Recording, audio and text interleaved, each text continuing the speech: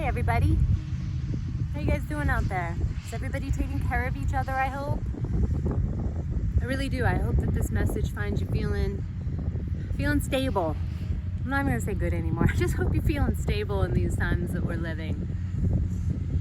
I am talking to you from a cemetery. That's not normal, right? There's gonna be lots of landscaping, people going by, groundskeepers. I'm in Riverside National Cemetery right now. A lot of people would be like, oh, creepy. I actually think that there's a whole lot of love right here. And I think of all of the heroes that are buried, the groundskeepers. And I think of all the loved ones of people and all of our heroes through time that are buried here in this beautiful sacred place. I think of all the love that they've given into the world, and they gave for service, for country, for our freedoms. But I think of all of us that are left behind as family and loved ones that because of their life here. And yeah, so I'm at Riverside National Cemetery in Southern California. And don't quote me on this, but I do believe Riverside National Cemetery now is the largest national cemetery in the country. It's huge, it's big grounds, and it's growing. So many of our national cemeteries across the country are no longer, they're at full capacity, and there's no more land, right? So they're done as far as growing. They're established and they're wrapped up. But this particular cemetery, there's a golf course actually beyond the property here that the National Cemetery has acquired rights to, that once this one is full capacity, which they're pretty darn close to, they'll start spreading out and taking over this golf course. It's kind of ironic. My grandfather used to love playing there. But the reason I'm coming, I'm not just kicking it in a national cemetery for no reason. I haven't gone there yet. This is where I am. I am visiting my Grammy and my grandpa. Yes, my Grammy loved red roses, so I bring them to her. And as you see here on the headstone, I'll read it because there's shadows. It says, Jack B. Anderson, that was my grandpa, senior, sergeant in the United States Army Air Corps, which then turned into the Air Force as we know it, World War II. He was born on December 30th, 1926, and he passed away April 28th, 1997. I've been coming here to visit him ever since.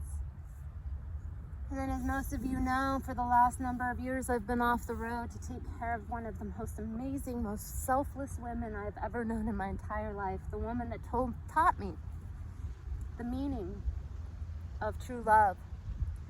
Winsome May Anderson. She was born on September 6, 1926. I brought her home to dance with my grandpa on September 18th, 2019. And on the very bottom there, I don't know if you can see it, it says, Together for Eternity. Ooh-wee.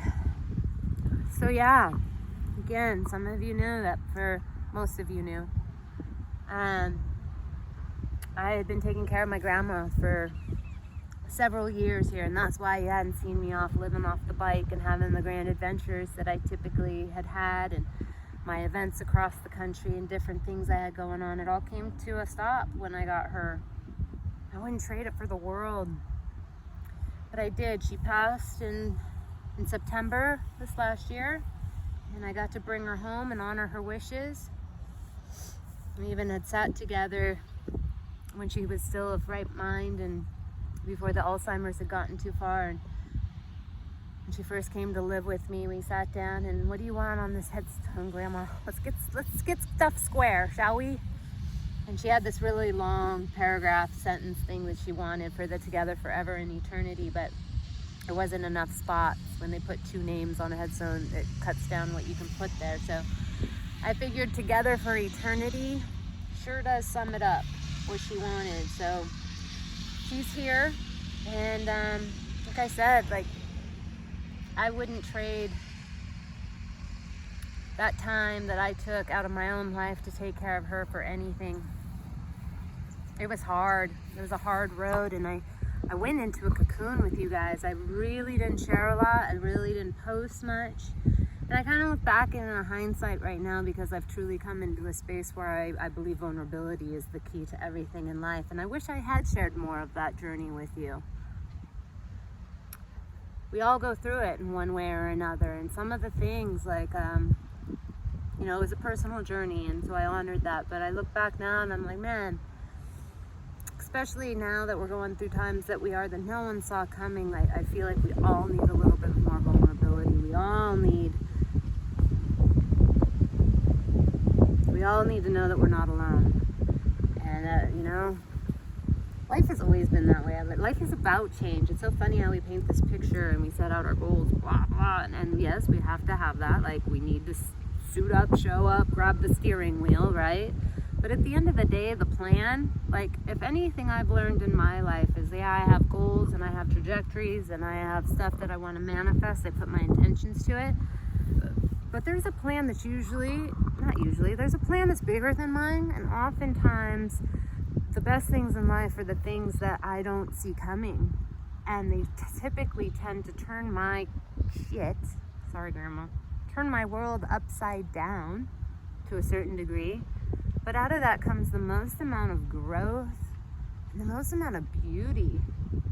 And thank God I've had enough experiences in my life that I know that, because now I can actually, when fear comes into my life, when I feel like I'm not safe, I'm not secure, you know, all the worry and the stress and stuff, I can actually look at these moments with a little bit more grace, typically. Maybe not right at first, it takes time, we're all human. But like, I can honestly say, you know, like, get curious about it. Like, rather than be fear and get locked off and go, like, I could be like, okay, what am I supposed to be learning right now? Like, there's a level of curiosity that I can make. What if everything I've ever thought on the other side is nothing like it at all, and it's going to be completely better in ways that I never even knew? Makes it so much softer, don't you think? Then my life is ruined, my job is over, my responsibilities, how am I going to provide? And like, it's all real life stuff. It's all stuff that we as humans get spooked over and should, and that is a part of life. But I don't believe life is about what happens to us, it's about how we handle it. And so many of these things that we put on our lives, of these glass ceilings, especially in these times, with these man-made laws and entitlements to more or less of, you know, I'm super, super stoked. I was born in USA with a certain amount of freedoms underneath my flag. But to a level, it's even in and of itself a ceiling. Like, there's so many bigger, higher level laws going on in the world that we're all being asked to really open up to. And so, as I try to whistle on a piece of grass, my grandfather, he would have been able to do that. He used to entertain the heck out of me that way. That's all you get.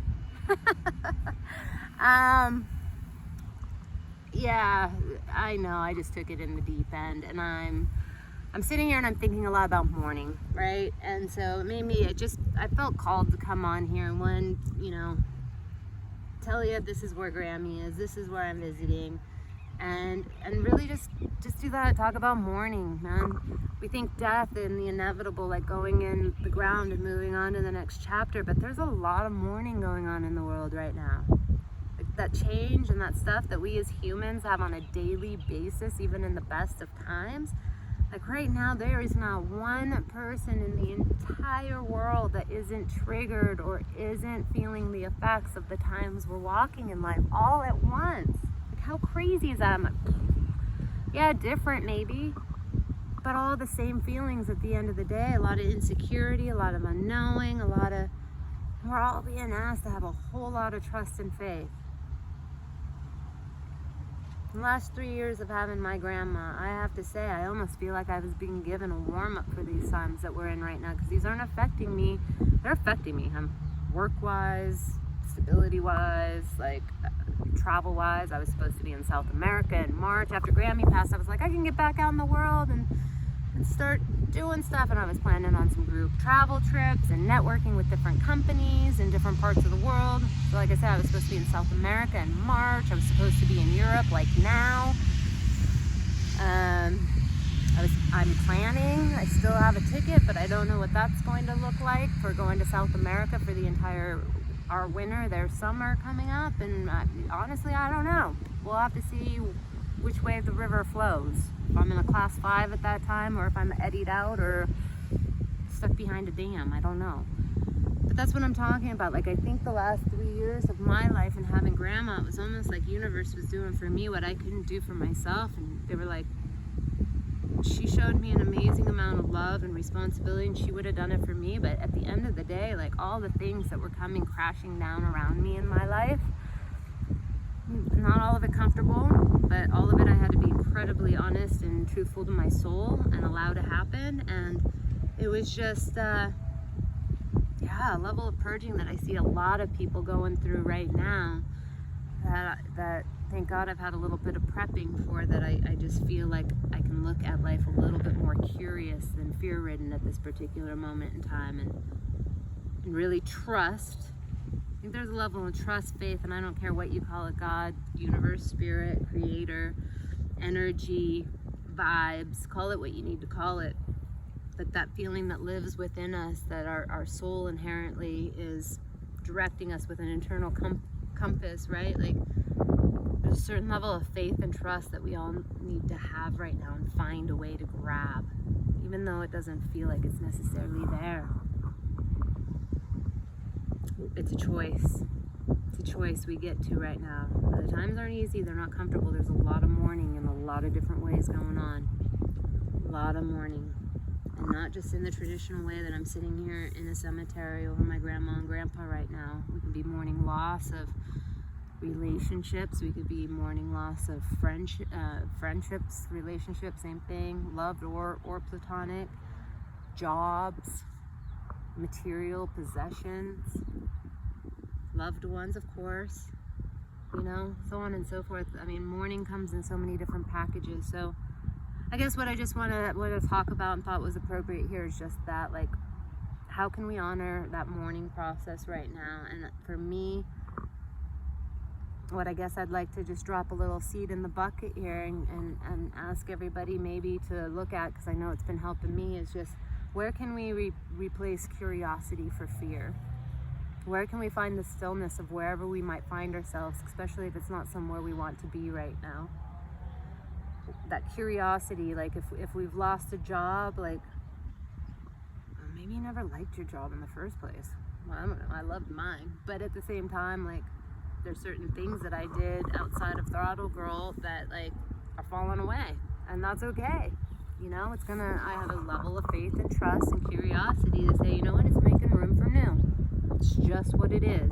Is it uncomfortable? Hell yeah. But I got trust and faith.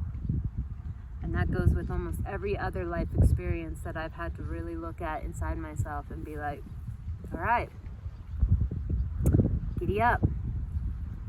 And the level of can't make this shit up moments that has been my life in the last number of years has been pretty profound. Probably the most life-changing years of my life thus far, having this beautiful woman to take care of and the things that happened with her. And yeah, I've said it in another video, I learned how to love in ways I never even knew possible. In fact, every single thing I ever thought about anything, I've had to actually question. Like, my idea of what I thought love in certain ways was, nope. There's layers and layers and layers to what love is to me. And quite frankly, I believe love is spirit, creator, God. And that is that space unconditionally that lives within me and lives within us all, is what I believe. So yeah, so where can we hold each other with space and kindness and compassion for the fact that we know we're all mourning in one way or a capacity. We're all, if I have stressors, if I have triggers, if I have fears, if I'm not alone. We're all going through this together in this world right now. Everybody is going to handle stuff their way. So if I know that's going on in me, how can I expect how can I yell at the person down the road that's doing something that maybe I wouldn't do? And I'm like, whoa, that might not be okay. But you know what? That person is reacting to something that isn't making them feel safe or comfortable, clearly. And we're all heightened right now. So while we're mourning and we're holding space and we're being witnesses to the craziness that is the times we live, how can we honor each other a little bit better, a little softer, be a little gentler? And no, there's a lot of stuff that we're being fed every day if you turn on the TV that is just, it's horrific to watch. It's absolutely crazy. But again, like, there's a level of compassion and empathy. I'm not saying stuff is right. I'm not saying it's wrong. I'm not saying anything. I'm not taking sides. I'm not going there. What I am saying is we all need love. For some things that I see happening and going on, for it to have gotten that far, there's a missing link of love down the chain somewhere along the way, that somebody thinks that doing something that they're doing is right, or not even thinking that it's right or wrong. And so yeah, that's me on my soapbox, and that's me talking about higher levels of law that have nothing to do with the ceilings that we put on ourselves with our government and what we're told we can and can't do and have, and wear a mask, don't wear a mask, go to a beach and overcrowd it, but don't sit in a restaurant. Yes, all these things that are so freaking confusing right now. Oh, Grandma, I'm so glad you're not here to worry about all this right now. I don't know what I would be doing with her, if I'm very honest right now. I think about that all the time, too. So many people in this world, so many people in this life that have loved ones they're caring for that they can't see, or, that would have, I say prayers every single night for the people that are in that situation. And I'm so grateful that my grandma decided her journey needed to move on when it did, because holy smokers. My heart goes out to all of you dealing with that. I think I've officially taken up enough of your time this afternoon. I can't believe the crew in this place. They keep this place so beautiful. A lot of landscaping. Groundskeepers. I'm going to let you go, but that's where I am. I'm here. I'm paying respects to my grandma. I never fully gave her closure with you guys. So I wanted to share that with you, that she's here. And yeah, I'd be back out there on the road traveling, and was so excited to do so. Thought that all this healing and cocooning I needed to do went down while I had her. Nope. 2 days prior to getting on a plane to fly to South America is when all the borders closed and stuff. And I was like, oh, guess I get to go back in my cocoon. Guess we're not done yet. And it's not going anywhere though. I have patience, man. Another word for it in the spiritual world is temperance, you know, and time on the clock. Yeah, it kind of sucks to watch it flying by. It's August. I have no idea how that happened, but in the big picture of things, like, there's no amount of time that it takes to mourn, right? There's no amount of time, like, it's all illusion. Patience and temperance, just be where you are in the moment, be kind where you are. That's the thing too. I guess that's where I will leave it. I will leave it by saying, be kind to yourself. We can't expect and we can't give it to other people if we're not doing it for ourselves. Where can we be soft and gentle with ourselves right now?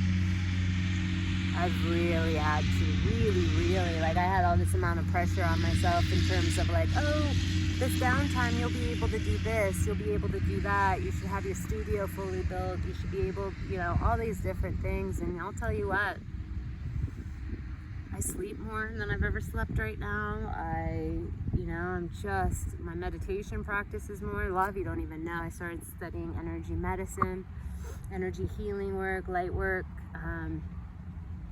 It's been profound. I've loved it. And so I have Reiki 2 and practicing that now with people. And so I can take that on my travels with me. And I'm just spending a lot of time doing Kelly time that way. I hear all of you guys with family and loved ones, which is amazing that you have all of that right now. Like, I travel so much and my lifestyle has been what it is that I don't have those blessings. I don't have children.